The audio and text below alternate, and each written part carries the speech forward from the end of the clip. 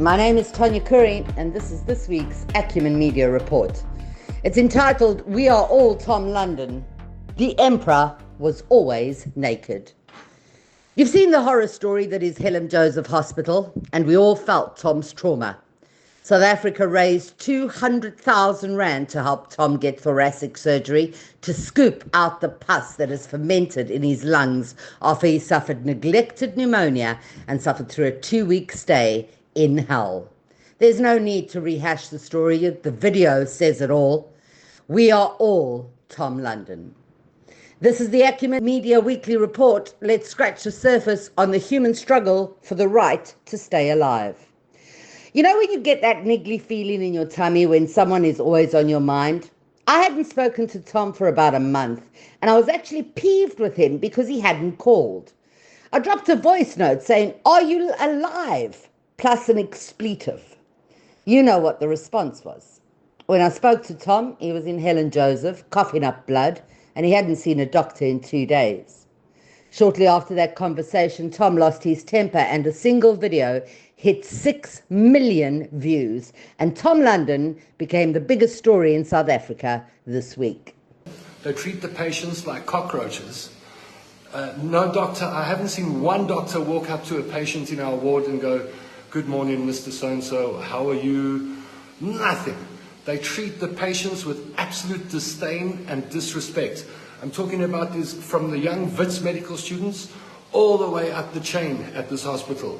I have never seen a level of disrespect for human beings like this in my life. Yesterday I was taken down for a CT scan to check if I've got cancer. I had the CT scan, I was brought back up. A few hours later they came back, said, "Oh, we made a mistake, we forgot to put the dye in you." So I went down and had another CT scan. Now, I've been dealing with my doctors, Dr. Pillay and Dr. Van Eck.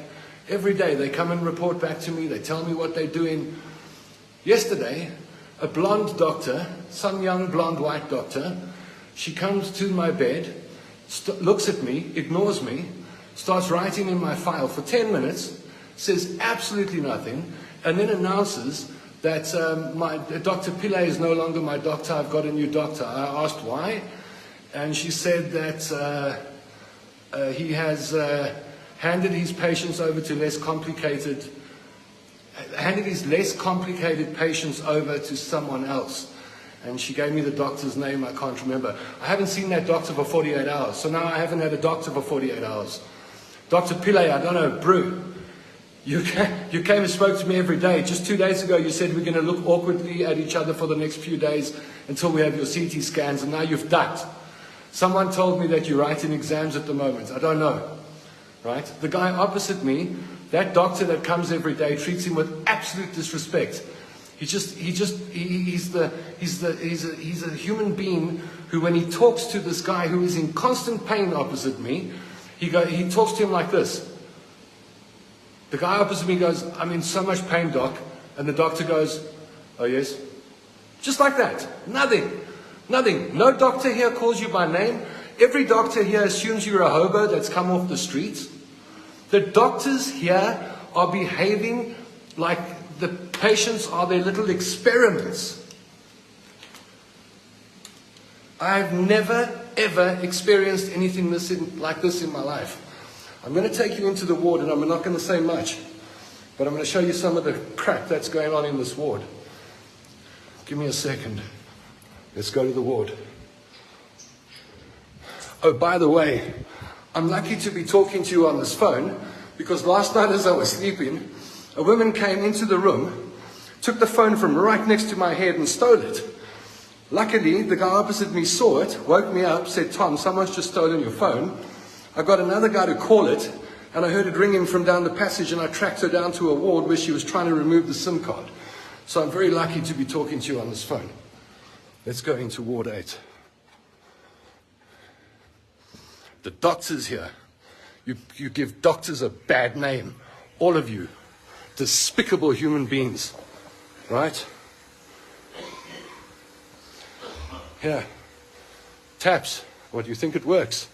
Nah, that tap doesn't work. Let's check the ceilings out. Well, they're peeling and flaking and stuffed, right? All of this is rusted. This is my bed. The plug doesn't work, it's blown.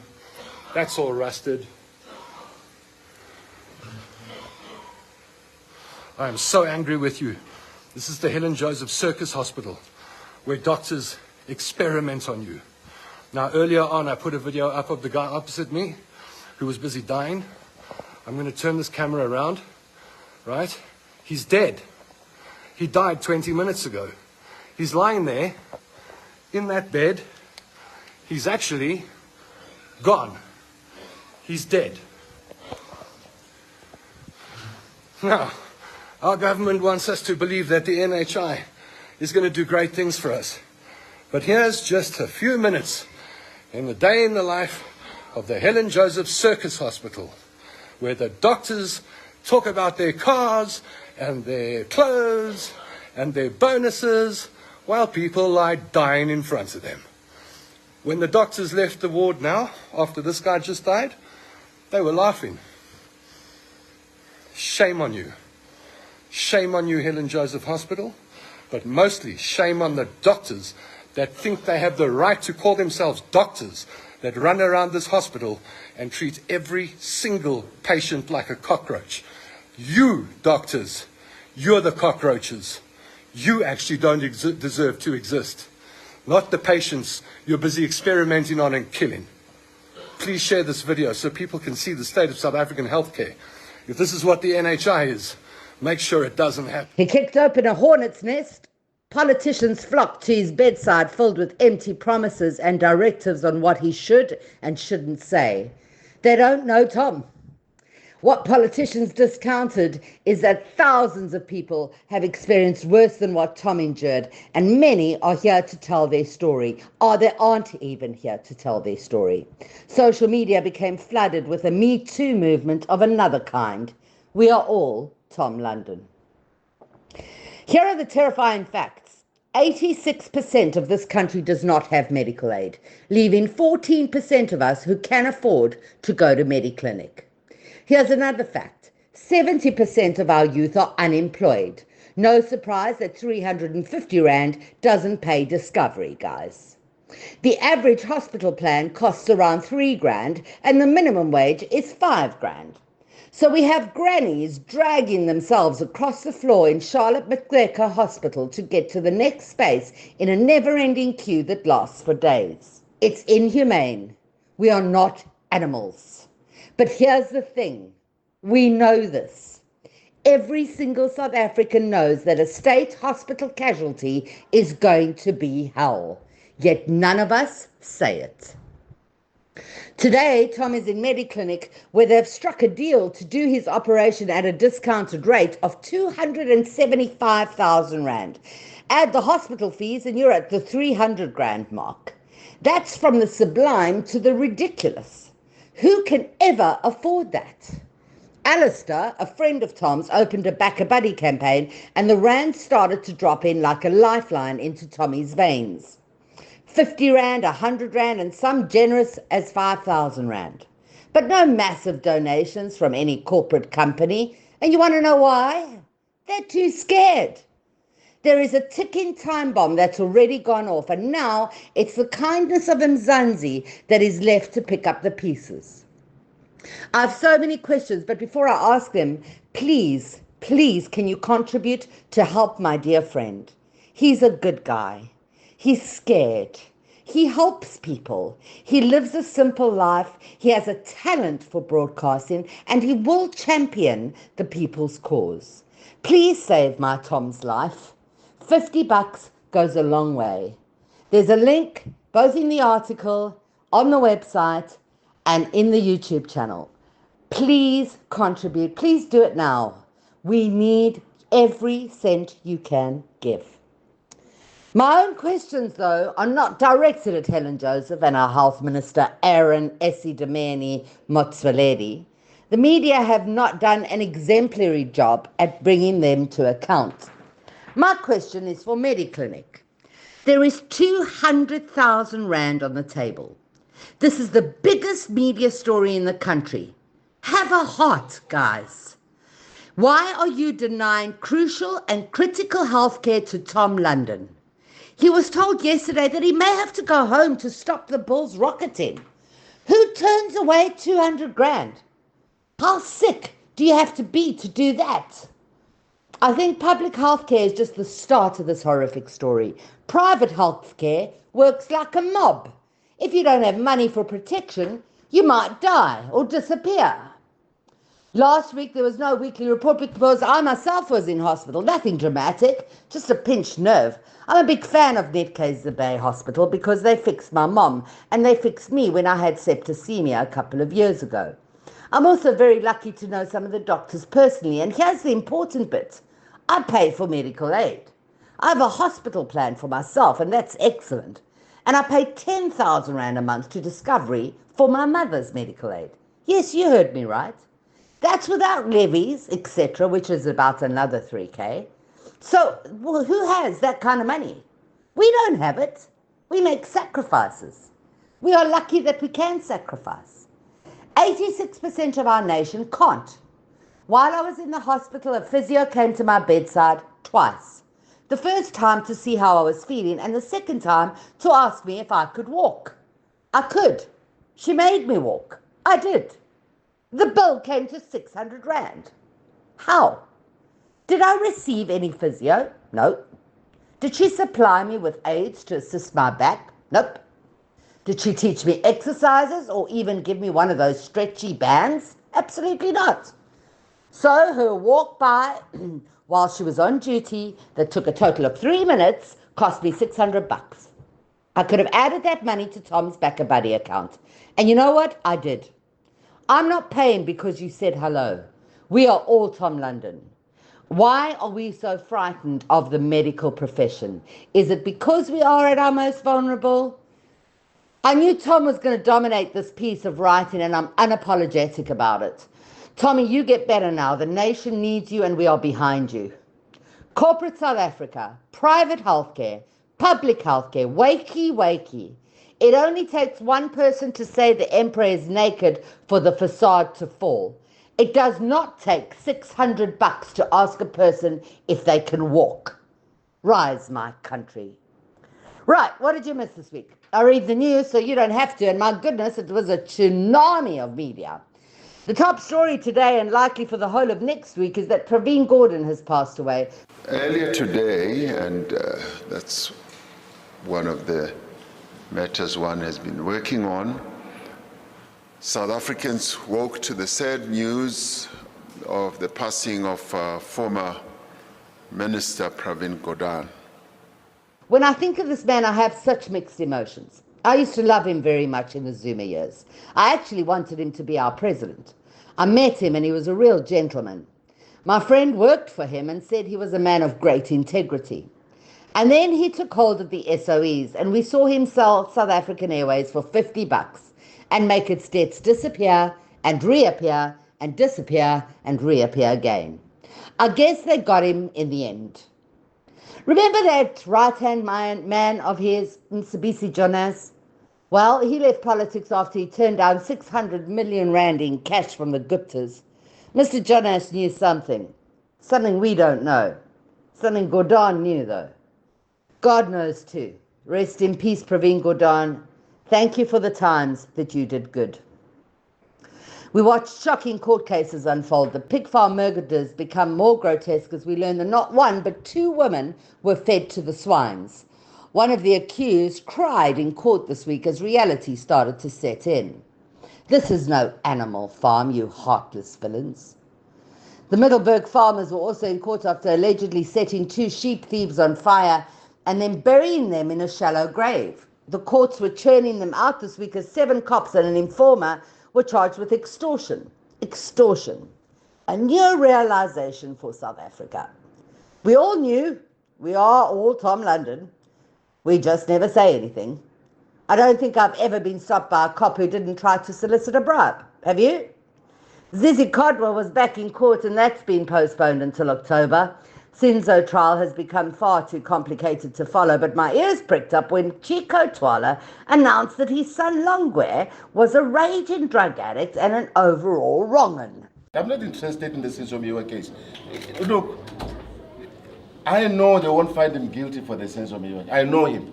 Longwe has never carried a gun in his life. My son is a thief, he's a druggie. That's what he is. My son, if someone says my son stole from him, I will say yes. But if someone said my son shot, Longwe will never do that. He's not that kind of a character. Longwe is a prime suspect in the case, and when your dad comes out at this stage of the game and calls you names, something is awry. Will we ever know? The VBS scandal's head villain, Tolota, appeared in a pre-trial hearing. This one is going to be lit. And then, for those who are still watching, Zuma lost his bid to rescue Billy Downer again. Looks like he's going to court for real this time, as he didn't get to recuse Billy Downer yet again. Well, that's what we're told. As a lover of court TV, I am happy, and it's safe to say that I can cancel Netflix. Did you see the biggest soap opera of all? The Mboro trial. What on earth is this story? We all saw when the panga-wielding bodyguard pastor kidnapped his grandkids from school. But have you seen this oak in court? He raises his hands up to the roof, gives a church sermon before the judge walks in. It appears he's managed to get the judge too, because the prosecution have accused her of bias and asked her to recuse herself. She didn't. In fact, she gave this maniac 3,000 Rand bail. How can we rely on judges to do the right thing in this situation? It's like asking any person if they think they did a bad job and should be sacked, and then they say yes. Come on. If there's ever going to be bias, this is when you're going to see it. I mean, just look at ex-Judge Slope. Do you think he's ever going to recuse himself from anything? Not a chance, Jonna. That's a farcical rule, South Africa. Can we call Tom London? What else? There's too much. Tiger Brands is finally facing its listeriosis showdown. That was years ago, and still the story drags on as people die. All Tom Londons. We got a loan from climate change. It's in dollars and has the word millions attached to it. Why are we paying for the world's stuff up? We don't need more loans and contracts. We need healthcare, water, and employment. The West's constant abuse of our continent is revolting. And where there's abuse, there's politics. The KZN government spent 17 million on hiring cars in 4 months. 17 million on cars, hiring them. That's 68 Tom London operations spent on flex. The Bella Bill has got the DA all tangled up as the president at a working dinner made it clear that changes were about to impact on our schools. Politicians are really worried about that one. Us laymen aren't worried, but the politicians are, which means that there must be money that's being funneled or they wouldn't care a damn. 95% of teachers, listen to this stat, 95% of our teachers aren't vetted. We don't know their background, we don't know their employment history, or if they're on the sex offenders register or not. Tom, are you there? Listen to this one, Tommy. Maibuya School was built on a swamp. It cost 100 million, and it's about to sink, a bit like my stomach. Then there's 10 billion Rand food tender that the minister has to apply their mind to. 10 billion. Come on, who got that? It's food, come on. One thing that seems to be headlines every single day is how Tutsis are being shot on the streets. And Chunu is not taking prisoners literally, and we're good with that. All we are saying sitting here is to wish that injured policeman who was involved in the fight against those criminals when they shot at them, we wish him quick convalescence and that he gets out of the hospital and gets better. Because we need him. We don't need any criminal. We need him to go back and protect people. And what about Jumping John? Well, he moonwalked away from Roman Kaepernick. The country was relentless, and we refused to let Kaepernick, the racist, head up anything at all in our country. You see, we are all Tom London. There's so much else, but I have to move overseas, so I leave SA with Bafana and the Springboks keeping up our gears, and the medals from the Paralympics broadening smiles. And Tyler, oh man, if you miss Tyler, check out our YouTube channel and see why she's the nation's darling. Across the waters, it was mental. Simba, the sun will set on my time here and will rise with you as the new king. James Earl Jones died. So sad. Everyone's Lion King, everyone's father, Darth Vader. Vietnam was ravaged by the weather. Sudan's mass famine is impossible to watch and impossible to ignore. In Gaza, UN workers are collateral damage. At least 40 people were killed. 11 of them UN workers in an Israeli designated safe zone. Let me say that again. An Israeli designated safe zone. We witnessed what's called the crater of silence, a gaping wound left as more lives are lost, and the narrative starts to include the West Bank, a place where there is no Hamas. Bulldozers are being used against journalists to intimidate them into silence, but we are all Tom London. We see. Man, if you're still listening to me, it's time to cheer you up. Trump versus Harris. Did you watch it? I did. It was pure gold. There were times when I laughed so hard my stomach and back hurt. Firstly, Trumpette wouldn't look at Kamala. He was standing opposite her for the entire debate, and not once did he even turn his head toward her. What's that all about? He said the word billions and millions more than he lied, and according to fact checkers, he lied in 90 minutes 55 times. It was ridiculous. He said that Venezuela was having the best crime stats of all because they'd sent all their criminals to the US. He said that illegal immigrants were eating people's pets in Springfield, Ohio. In Springfield, they're eating the dogs, the people that came in. They're eating the cats. They're eating the pets of the people that live there. And this is what's happening in our country, and it's a shame. ABC News did reach out to the city manager there. He told us there have been no credible reports of specific claims of pets being harmed, injured, or abused by individuals within the immigrant community. Well, I've seen people on television. Let me just say here, this is the people on television say my dog was taken and used for food. You talk about extreme. He said cats and dogs were going missing, and these immigrants were roasting them for dinner. Please tell me that you're laughing. Kamala's face was a picture. The memes wrote themselves, and we had Kamala dressed as Mary Antoinette saying, "Let them eat cats." Cats have been a major part of the elections in the US. Vance, Trump's running mate, said that the only people who'd vote for Harris would be single cat ladies. You can imagine what happened next. Catastrophe. But back to the screamer of a debate. Trump said Harris would allow abortions in the 9th month of pregnancy term. Her face. You should have seen it. Kamala accused Trump of hosting the Taliban at Camp David, and Trump said that he'd met the head of the Taliban. Abdul is his name. Abdul is the head of the Taliban. He is still the head of the Taliban. And I told Abdul, don't do it anymore. You do it anymore, you're going to have problems. And he said, why do you send me a picture of my house? I said, you're going to have to figure that out, Abdul. And he said to Abdul, Abdul, you better not do that. Don't do that again, Abdul. And Abdul said, why are you sending me pictures of my house? And Trump said, well, you'll have to figure that out for yourself, Abdul. Trump also said he didn't mind that Kamala had turned black.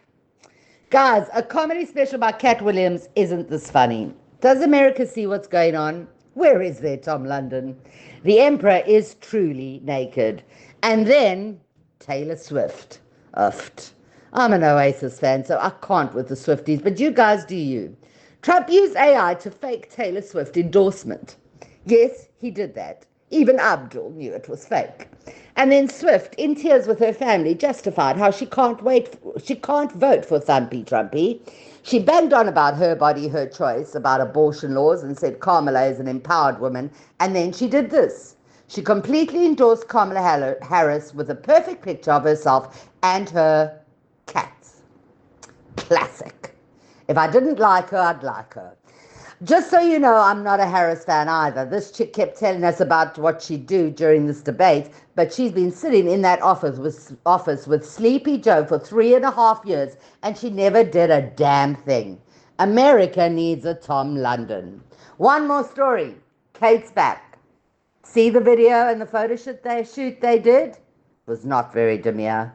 Wait, I didn't mention Diddy and Weinstein. Oh, it's all cobblers anyway. I'm Tanya Curry. Someone give me the weekend off. And please donate any money you can to my dear friend Tom London. And most importantly, keep him in your prayers because we are all Tom London.